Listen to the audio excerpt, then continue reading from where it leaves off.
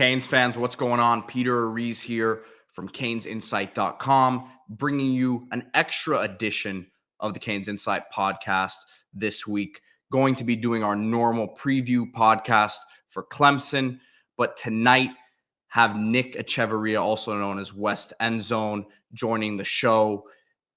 Tough couple weeks for the Canes, back-to-back losses.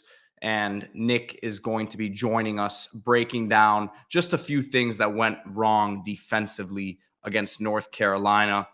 Some of you may have seen the podcast I did with him a few weeks ago, where he got into a lot of the nitty-gritty of Lance Guidry's 4-2-5 scheme. And tonight, he's going to be bringing us through a few plays from that North Carolina game and kind of going through the X's and O's side of it, a little bit different than some things that we do here normally on Canes Insight podcast. So if you listen to the audio version, I would recommend definitely take a look at it on YouTube as well, because there's going to be a different video component to it. But Nic was great as always, so stay tuned for that. Like and subscribe to the channel. If you like this video, we're going to have a lot more content like this coming up with Nic. Again, WestEndZone on the Canes Insight forums. Sign up for the Canes Insight forums. I know that it has not been a fun couple weeks here if you're a diehard Canes fan, and if you're already on the website, you know the forums are going crazy, right? Join in on the fun. This is a turning point, or could be a turning point, if they can get everything together and get right foot forward here against Clemson, as you're in the meat of this ACC schedule now. Nobody thought the North Carolina game would be easy. They battled, had the halftime lead, and just unraveled in that second half. A lot of, as we keep hearing, self-inflicted wounds, but there are things that the guys can do as we get into it just after this with WestEndZone, breaking down some things from the North Carolina game. Canes fans, I'm very excited for this segment right here with Nic Echevarria, also known as WestEndZone. He's been on the podcast recently, does great work on the Canes Insight forums with his posts, a lot of his information. He's a very passionate guy when it comes to the 4-2-5 defense, and has a very knowledgeable background with it. So excited to have Nic back on here. Unfortunately, we're trying to figure out what's going on, man. These last couple weeks wasn't all defense's fault against Georgia Tech. Everyone had a part to play in that one, but things just came apart in this North Carolina game, which not a complete shame, because it's one of the best offenses in the country, right? But not the bounce back performance you were looking for. Yeah, and thanks for having me on. Thanks for asking me to do this. My first thought was, man, after watching that game, hell no. And I actually had some plans to drop my first, live stream after the game. I was gonna put up a bunch of clips and go through everything after our triumphant victory, but that obviously didn't happen. It's kind of like it's some great things happen in the game, and the thing that's so frustrating about it is you see our progress, and then you also still see the old us, right? Like, you see us just huge blunders. If we play a perfect game, if we don't turn it over, if we don't create the stress that we had in our defense the whole second half, that's a huge win for the program, way bigger than a game like Texas A&M. You go on the road, play against probably the best quarterback in the country, play against a program that puts a lot of emphasis on offense, and they've been doing it for a while, right? Yes, they have a new offensive coordinator, but Mac Brown's been there for a long time, and he's obviously built a program. Long story short, I don't think they were better than us. I think they were better than us in certain positions. But I think if we play a clean game, I think we could have won. Yeah, man. And I had the pleasure of watching the game with you at Titanic, and just as Coach Cristobal said, shot themselves in the foot. A lot of self-inflicted wounds. How many times did we look at each other and we just knew something bad was bound to happen before the play? Like that long third and goal, for example, it was like a 20 or 18 yards. Before the play, I think I looked at you. I said, we all know what's going to happen right here. And it's just, you wish that the change that we felt was there after beating A&M, right? And then taking care of business for the most part before the Georgia Tech game. It just feels like a lot of the same issues are still there. Yeah, I mean, and it's I think to look and I like to focus on what's going on with the defense. That's kind of like what I enjoy. Obviously, to do that, you got to watch the offense as well, and it kind of all mixes together. And maybe this is me being a former defensive coach where I'm always looking to point the finger at the offense, like, damn, the offense, if they would have just done this or done that, then things would have gone right. And but the fact of the matter is that the offense is averaging like 500 points a game, and they didn't really play poorly. And I think I think Tyler Van Dyke played okay, except for a couple plays that were really, really bad. And I think what happened on defense is first half we were able to sort of like stimulate pressure and do what we could to kind of hit May, get him on the ground, keep him out of rhythm, keep him in the pocket as well. And then you saw it, but it was almost like we were always kind of like hanging on a thread. And I think UNC kind of leaned on us and put more pressure, compound that with terrible turnovers, just awful turnovers. And really any defense, yes, like the greatest defenses could probably clamp down, but any good defense has a point where they break. And I was a little bit critical that night, and the next morning I took to Twitter and probably tweeted some things that I probably shouldn't have tweeted. They've since been deleted, but I would say, watching the game, it felt like we quit in the third quarter. Like at the end of the third quarter, we just quit. And now looking back at it, I don't think it was that. I think we were just gassed. Just them running pace. I'm not sure if you saw me. I was like kind of taking notes during the game, and the whole second half, like I wrote down maybe 3 or 4 times, get lined up. And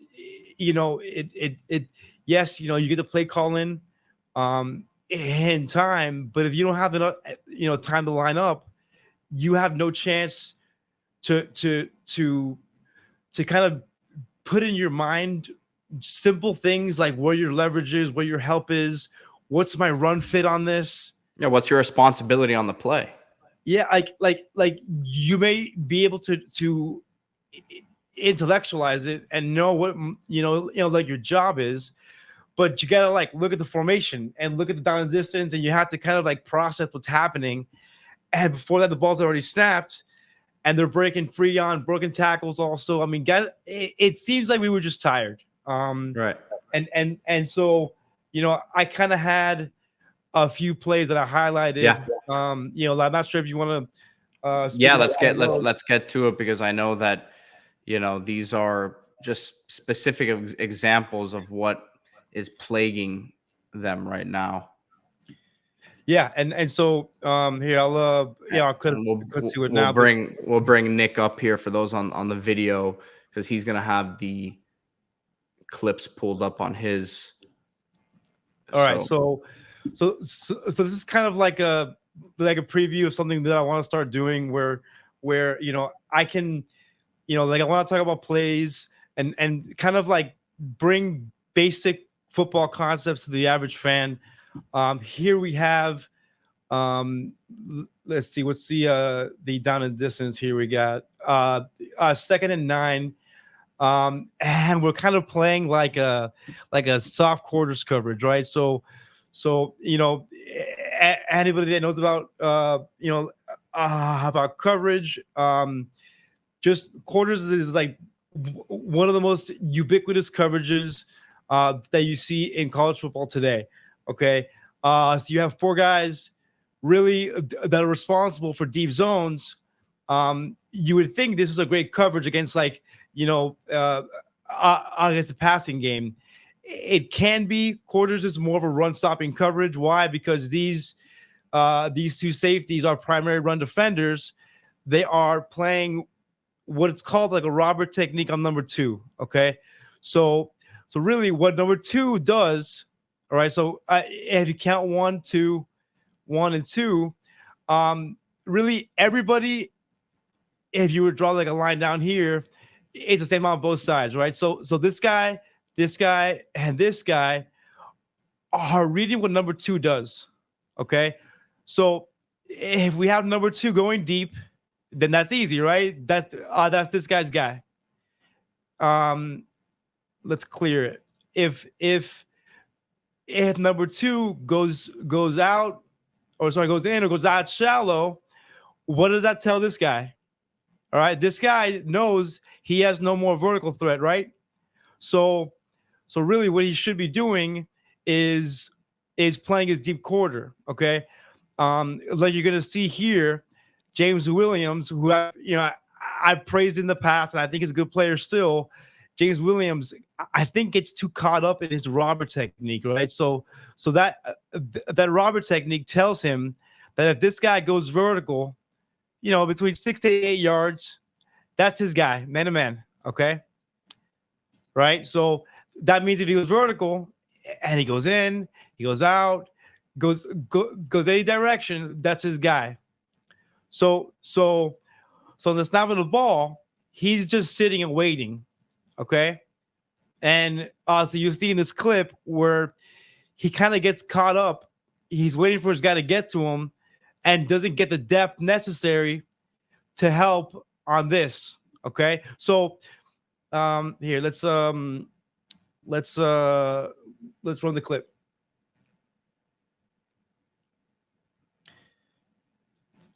All right, so something you'll see here is so number 22, really, despite James Williams not helping, has the opportunity to make a play on the ball. This is something we saw at the end of Georgia Tech.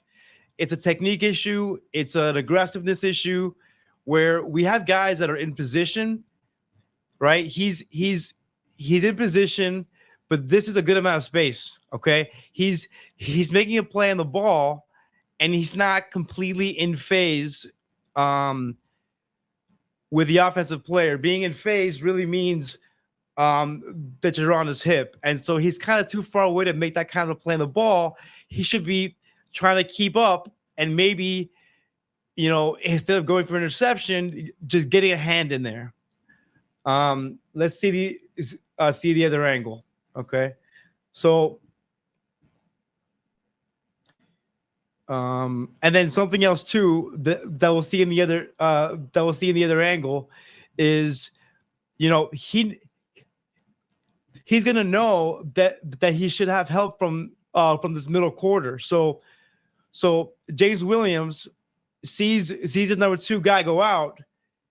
His eyes should go to number 1, right? So that post should be over here. James Williams should be underneath it, and then Jaden Davis should be over top of it. So despite all that, he was there to make a play, could have made a play, and because of bad technique, he could not make an extraordinary play. So here, I'm gonna get back to my normal one here. So this is one example. The next example that I wanted to show you guys was a little bit later. Let's see, 20. This is, yeah. Let me see if I can get it here. All right. So now this is something good, right? So here we have the opportunity. 2nd and 10. This is a golden opportunity to kind of stifle their momentum, get a huge stop, potentially scoop and score, and just change the whole outcome of the game. This is a critical time where the game's about to be broken open by UNC. They're about to break our defense, and we couldn't get it right. So just taking a look at this before we started, we got a cover one pressure. They're in man. This is a deep middle player, and then we have 5 men in the blitz. That means we have no help in the middle hole. This is why you see guys playing outside leverage. Here we have 1, 2, 3, 4, 5. Okay. This is number 11. He's in man coverage with the back. You see Kiko come down and be the edge blitzer. Now, something that I want to kind of like sort of illustrate, and Coach Guidry, if I'm wrong, please let me know. But it seems like Kiko makes the play here, but he shouldn't have, right? So this back, he kind of swings out, and number 11's in man coverage with him. He has no way to get over there. So really, in these types of pressures, the edge blitzer usually peels off of that guy. That does not happen here. And you'll see number 11 basically chasing this guy wide open. Drake May does not see him, and Kiko makes a great play.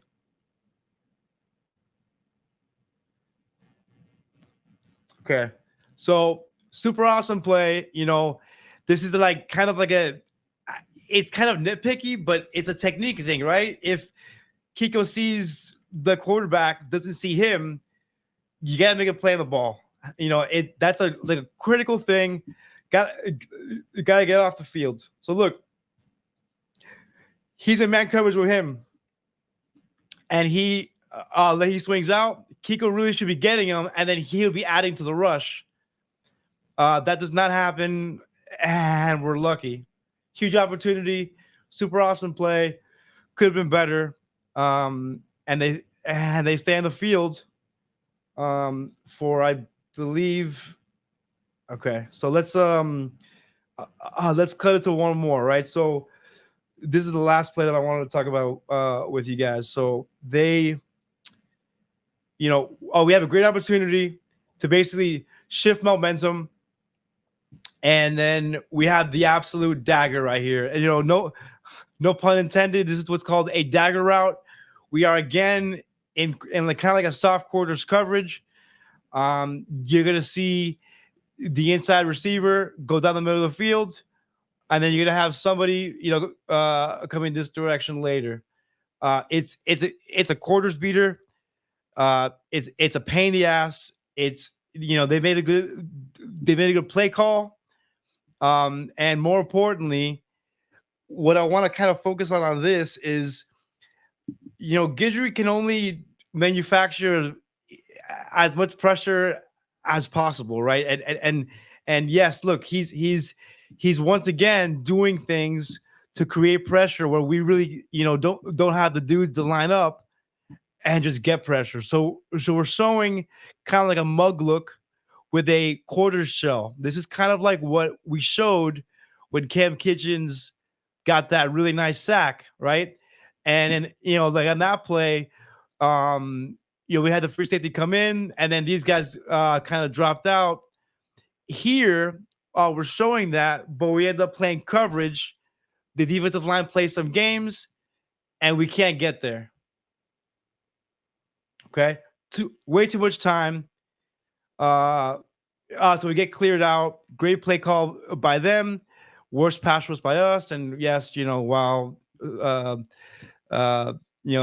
guy does the classic, the classic. That's the UNC. That's the UNC classic.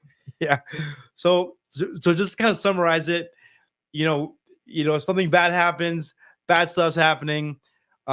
Get a coverage bust. Still could have saved the play. Kiko has a chance to shift momentum. Great play, could have been better, and then the absolute dagger. That's when I believe our defense broke, and like it was done from there.